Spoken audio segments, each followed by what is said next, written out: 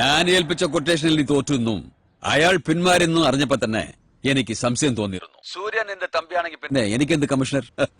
നീ അവരുടെ കല്യാണം നടത്തിട്ട് വന്നാ മതി. ഓക്കെ. പിന്നെ ഒരു കാര്യം, എന്റെ മോളുടെ കല്യാണത്തിന് നീ ഇവിടെ ഉണ്ടാകണം. I come, sure I come. Okay.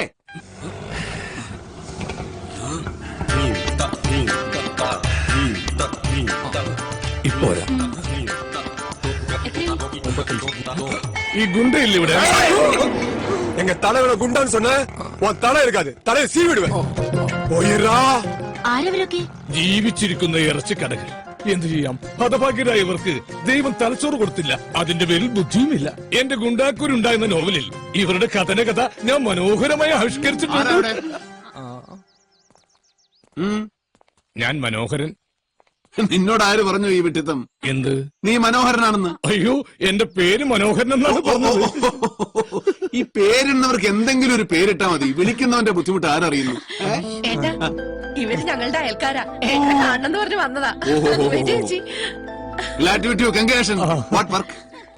Novelist ആണ്. ഓ, അതൊരു ജോലിയാണ്.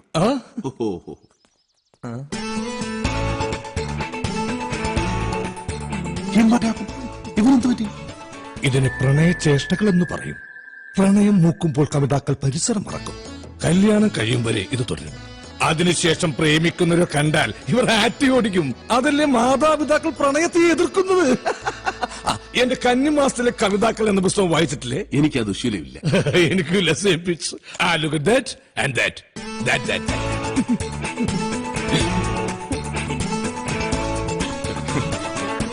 ഞാൻ പിന്നെ വിളിക്കാം.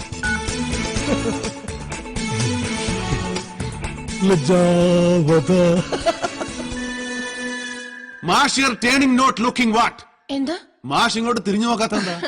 ഏട്ടനറിയാലോ അച്ഛന്റെ സ്വഭാവം. കൃഷ്ണമാമയാണെങ്കിൽ ഇങ്ങോട്ട് വരണമെന്ന് പറഞ്ഞ് കയറ് പൊട്ടിക്കുക. പിന്നെ എന്റെ സുഗുണേട്ടനായിട്ട് കണ്ടിട്ടില്ലല്ലോ. ഇല്ല. കാണാൻ അത്ര ഭംഗിയൊന്നും ഇല്ലെങ്കിലും സ്വഭാവം അത്ര നന്നൊന്നും അല്ല കേട്ടോ. പിന്നെ ആകെയുള്ളൊരു കാര്യം, പേടിത്തൊണ്ടനാന്ന് ആരും മനസ്സിലാക്കാത്തതാ.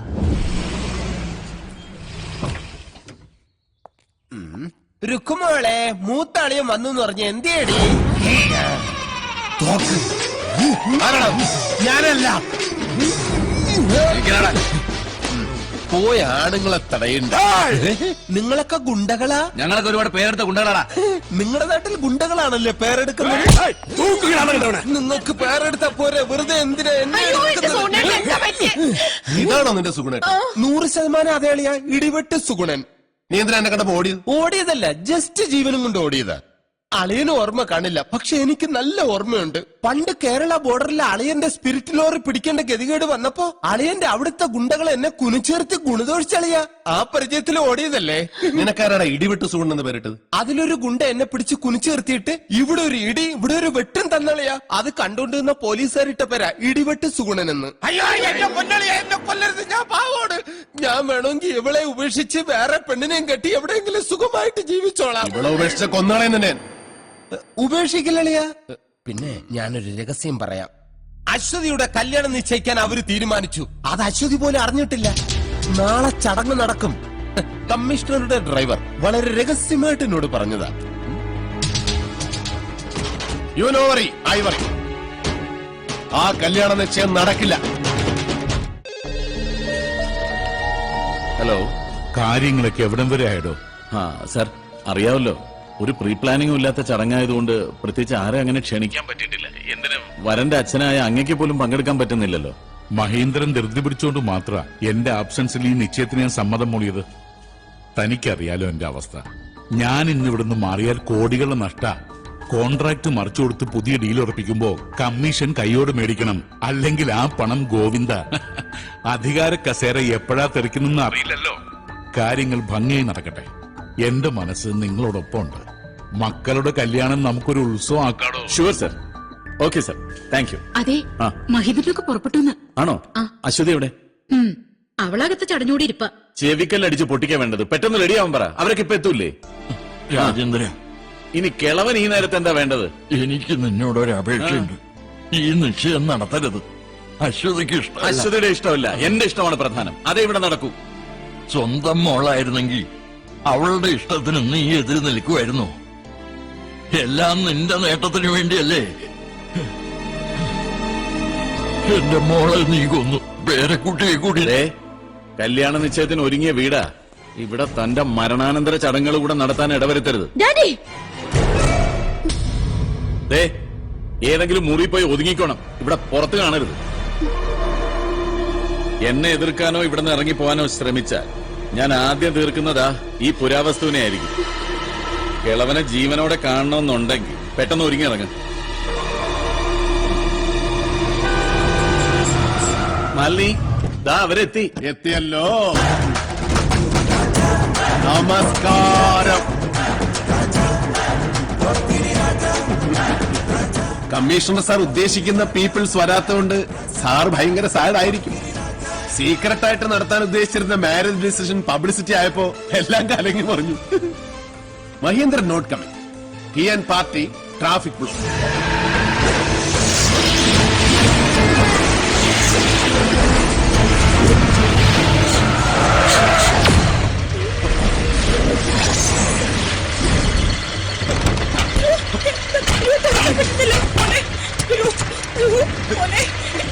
എന്റെ അനുവാദമില്ലാതെ ആ ട്രാഫിക് ബ്ലോക്ക് മാറില്ല. നിങ്ങൾ ഉദ്ദേശിച്ച ബോയ് വന്നില്ല എന്ന് കരുതി മാരേജ് ഡിസിഷൻ മാറ്റണ്ട. My wedding boy ready.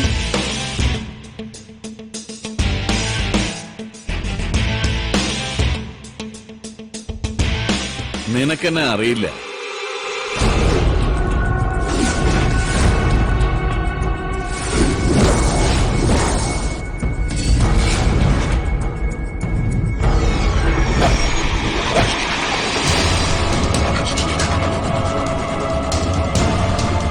തന്റെ മുമ്പിൽ വെച്ചല്ലേ തന്റെ മോളുടെ കൊട്ടേഷൻ ഞാൻ വാങ്ങിയത്. താനല്ലേ എനിക്ക് അഡ്വാൻസ് തന്നത്. എന്റെ അനിയനെ താൻ ലോക്കപ്പിലിട്ട് ഇഞ്ച ചതയ്ക്കുന്ന പോലെ ചതച്ചു എന്നറിഞ്ഞപ്പോഴേ ഞാൻ മനസ്സിൽ ഉറപ്പിച്ചതാ ഈ കൊട്ടേഷൻ.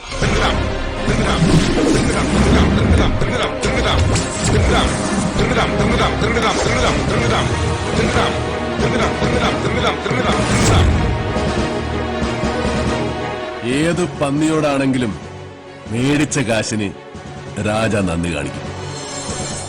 അടിച്ചു കൊല്ലട ഈ നായിന്റെ മോനെ.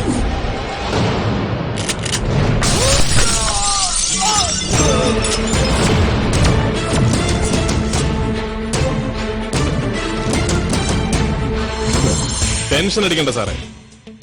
ചേട്ടന്റെ അടി നോർമൽ സ്പീഡിൽ ആലോചിച്ചാൽ കാണാൻ പറ്റില്ല. സാർ ഒന്നുകൂടി റിവൈൻഡ് ചെയ്തിട്ട് സ്ലോ മോഷനിൽ ആലോചിച്ചു നോക്കൂ.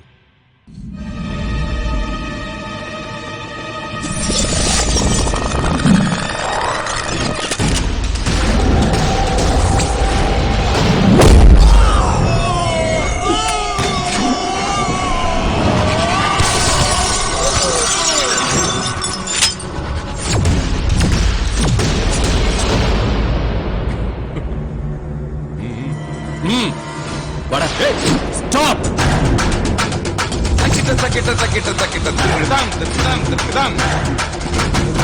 1, 2, 3, 4, 5. Only 5 enemy. അനിയൂട്ടാ, എന്തോ ഓർമ്മയുണ്ടോ? പണ്ട് ത്രയംബകം വില്ലൊടിച്ചാണ് ശ്രീകൃഷ്ണൻ സീതയെ വിവാഹം കഴിച്ചത്. ചേട്ടാ, ശ്രീകൃഷ്ണനല്ല, ശ്രീരാമൻ. ആരെങ്കിലും ആയിക്കോട്ടെ. ആയിക്കോട്ടെ. വില്ലൊടിച്ചതിലാണ് കാര്യം. തൽക്കാലം ഇവിടെ വില്ലൊന്നും ഇല്ലാത്തതുകൊണ്ട് ഈ വില്ലന്മാരുടെ എല്ലൊടിച്ചാ മതി. ഒടിച്ചാൽ നിന്റെ മാരേജ് ഡിസിഷൻ ഞാൻ പൊട്ടിപ്പൊടിക്കും. അനിയൻകുട്ടാ, ഇന്ന് നിന്റെ ദിവസമാടാ. Children's day. കീറി പൊളിക്കടാവന്മാരെ.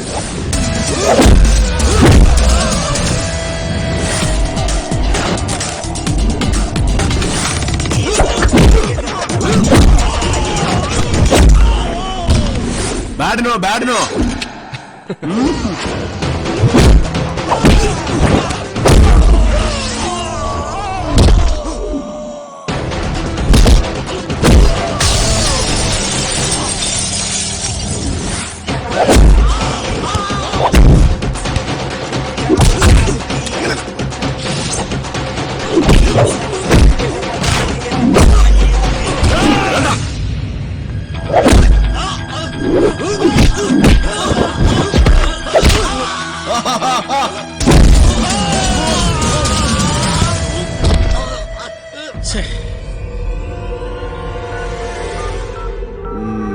Hello, police station.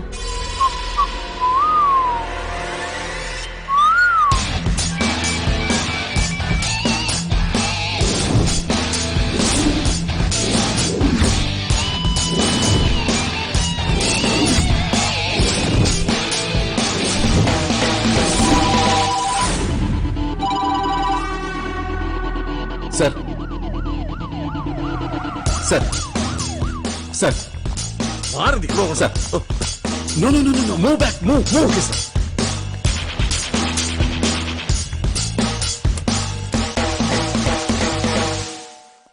അനിയൻകുട്ടാ, നിന്റെ ഒരു യോഗം. പോലീസ് അറ്റൻഡൻസിലല്ലേ നിന്റെ മാരേജ് ഡിസിഷൻ?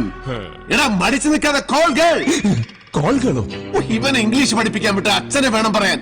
എടാ, അശ്വതി വിളിക്കാൻ. She's girl, call girl. Aswathy Aswathy, Aswathy Aswathy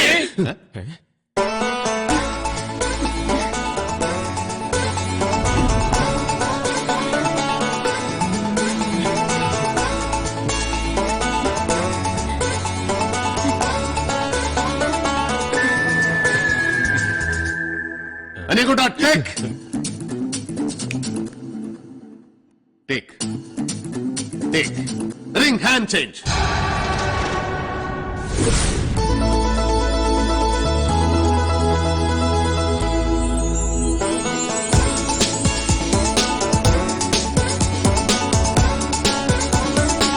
I am very happy today. എടോ കമ്മീഷണറെ, you catch Home Minister, I catch Chief Minister. You catch Chief Minister, I catch Prime Minister. You catch Prime Minister, I catch Obama. അപ്പോ ഞങ്ങൾ ഇറങ്ങാം. ഇനി ഇവരുടെ കല്യാണത്തിന് കാണാം. അതുവരെ പെണ്ണി ഇവിടെ സുരക്ഷിതയായിരിക്കണം.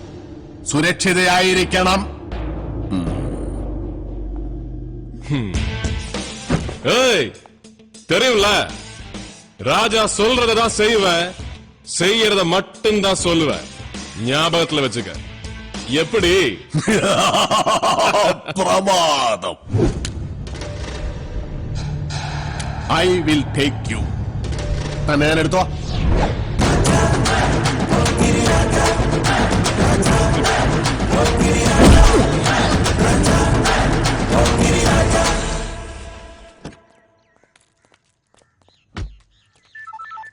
വരണം സർ.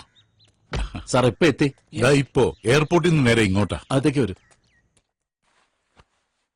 എന്തൊക്കെയാണോ ഈ കേൾക്കുന്നേ? എന്താ ഇവിടെ പ്രശ്നം? രാജ, നമ്മൾ ചിന്തിക്കുന്നതിനപ്പുറത്താണ് സാർ അവന്റെ ബുദ്ധിയും സ്വാധീനവും. ഒന്ന് തല ഉനിക്കേണ്ടി വന്നു. അവനൊരു പക്ക ഗുണ്ടയാണെന്നല്ലേ താൻ പറഞ്ഞത്? അതെ, അവൻ ഒറ്റയ്ക്കല്ല, വലിയൊരു ഗ്രൂപ്പ് തന്നെ ഉണ്ട് അവന്റെ പിന്നിൽ. ഇന്നത്തെ സാഹചര്യത്തിൽ ഒരു പൊളിറ്റിക്കൽ ഇൻഫ്ലുവൻസ് നടക്കാത്ത നിയമമാണ് ഗുണ്ട ആക്ട്. തനിക്ക് ഞാനത് പഠിപ്പിച്ചു തരണോ? അവനെ അവന്റെ സകല സിൽബന്ധികളെയും ഗുണ്ട ആക്ടിൽ പെടുത്തി പൊക്കണം. പിന്നെ സൂര്യ, അവന്റെ പേരിൽ മേമ്പൊടിക്കിത്തിരി മയക്കുമരുന്ന് കച്ചവടം കൂടി ചേർത്തോ, പിന്നവൻ പൊങ്ങില്ല. ഒരു കോടതിയിലും ജാമ്യം പോലും കിട്ടില്ല.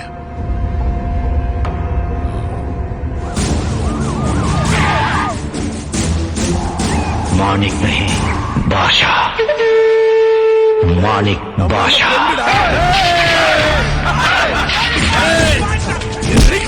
എവിടെയാണ് നിന്റെ രാജ? പറയണം.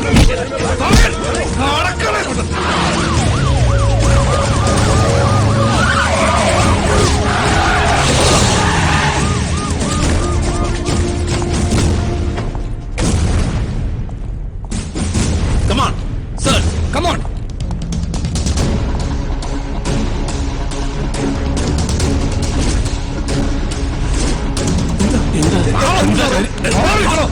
എന്നോടല്ല പറഞ്ഞ മാറാൻ.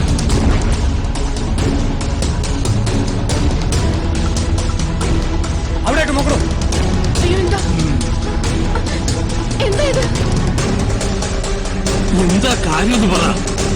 എന്താ അച്ഛാ? മാറിയുള്ള അവിടെ.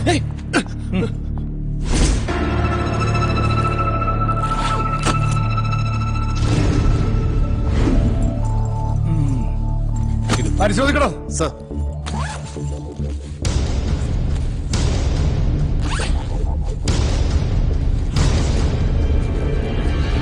സർ,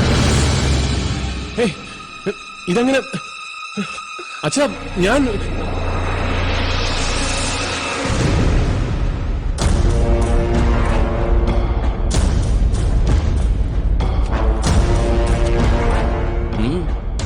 നിനക്ക് ചില കഞ്ചാവോടിയുടെ കച്ചവടം ഉണ്ടെന്നൊരു ഇൻഫർമേഷൻ കിട്ടിയാ പിന്നെ പോലീസിന് അടങ്ങിയിരിക്കാൻ പറ്റും.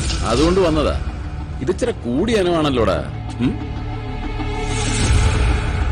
അച്ഛാ ഇത് ചതിയാണ്. അറസ്റ്റ് ചെയ്യാം. സർ, അയ്യോ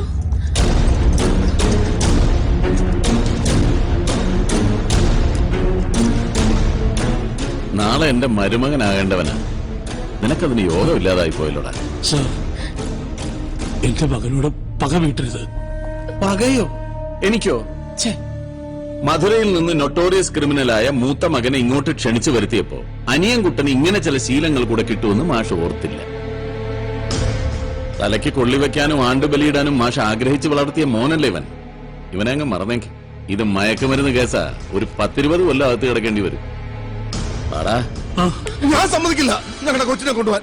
ഇത് ചതിയാ, കൊടും ചതി. ചതിച്ചത് ഞാനല്ല, മാഷിന്റെ മൂത്ത മകൻ രാജയാ. അവനോട് പോയി ചോദിക്കും. മോനെ നിൽക്കണോ? എന്റെ അടുത്ത് വേഷം കെട്ടെടുത്താലുണ്ടല്ലോ തന്നെ കൂടെ പ്രതികരിക്കാൻ അകത്താക്കും. മനസ്സിലായോ? തൂക്കിയെടുത്ത് ജീപ്പിലിടറോ. ഇങ്ങോട്ട് വാടാ.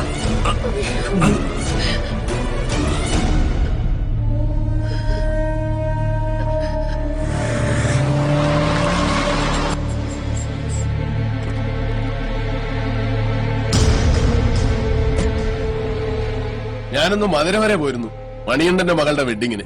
കാര്യങ്ങളൊക്കെ ഞാൻ അറിഞ്ഞു. പേടിക്കണ്ട, നമുക്ക് പരിഹാരം ഉണ്ടാക്കാം. I am a responsibility. ചതിച്ചതാടാ ആ കമ്മീഷണർ. അല്ല, ചതിച്ചത് കമ്മീഷണർ അല്ല, ഇവനാ.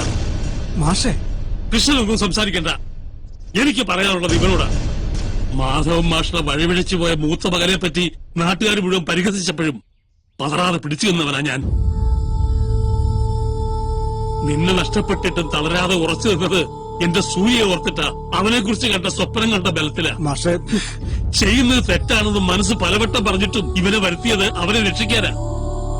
എന്നിട്ട് നീ 26 വർഷം സ്നേഹം വാരിക്കോരി കൊടുത്ത എന്നെക്കാളും അവന്റെ അമ്മയെക്കാളും മറ്റെന്തിനേക്കാളും കൂടുതൽ അവൻ സ്നേഹിച്ചത് നിന്നെയാ.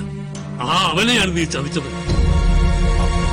തെരുവ് നായ്ക്കളുടെ പോലും സ്വഭാവശുദ്ധിയില്ലാത്ത ഗുണ്ടകളുടെ കൂടെ തനി പോക്കിരിയായി ജീവിക്കുന്ന നിനക്ക് സ്നേഹം എന്താണെന്ന് അറിയില്ല, സ്നേഹിക്കുന്നവരുടെ വേദന അറിയില്ല. ഞാൻ മനസ്സറിഞ്ഞ് ശപിക്കുക. ഒരിക്കലും നീ ഗുണം പിടിക്കില്ലടാ. മാഷേ, വേണ്ട കൃഷ്ണമാവ, അച്ഛൻ പറയട്ടെ. പക തീരുവോളം പറയട്ടെ. 26 വർഷം കൂടെ ഉണ്ടായിരുന്ന മകനെന്ന് പൊള്ളിയപ്പോ അച്ഛന്റെ മനസ്സ് എത്രമാത്രം പെടുന്നു. ഇക്കാലം അത്രയും ഈ സ്നേഹം മുഴുവൻ നിഷേധിക്കപ്പെട്ട മറ്റൊരു മകന്റെ വേദന അച്ഛൻ ഊഹിക്കാൻ പറ്റും. ഒരു വിളിക്ക് കാതോർത്ത് വർഷങ്ങൾ എണ്ണിത്തീർത്തവന്റെ നിരാശ അച്ഛന് മനസ്സിലാവും. ഒറ്റപ്പെട്ടുപോയ ജീവിതവുമായി വിധിക്ക് മുന്നിൽ കരഞ്ഞു നിന്ന 16-കാരന് അച്ഛൻ നേരത്തെ പറഞ്ഞില്ലേ, തെരുവ് നായ്ക്കളുടെ സ്വഭാവമുള്ള ഗുണ്ടകളെന്ന്, പോക്കിരികളെന്ന്. അവരെ ഉണ്ടായിരുന്നുള്ളൂ സ്വന്തമെന്നും ബന്ധമെന്നും പറയാൻ. Only relatives. അച്ഛൻ പറഞ്ഞ നേരാ. രാജയ്ക്ക് സ്നേഹിക്കാൻ അറിയില്ല, സ്നേഹം പ്രകടിപ്പിക്കാനും അറിയില്ല. അത് കിട്ടിയിട്ടില്ല. കിട്ടിയാലേ കൊടുക്കാൻ പറ്റൂ.